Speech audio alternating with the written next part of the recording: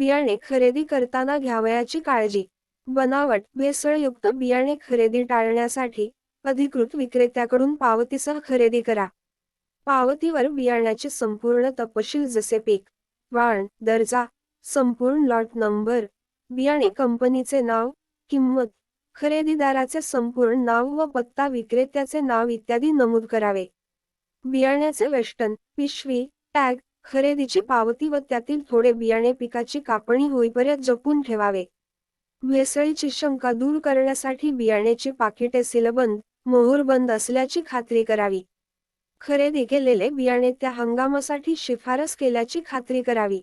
Soybean बियाण्याची वाहतूक व हाताळणी यामध्ये इजा झाल्यास उगवण क्षमतेवर परिणाम होतो, त्यामुळे दक्षता घ्यावी.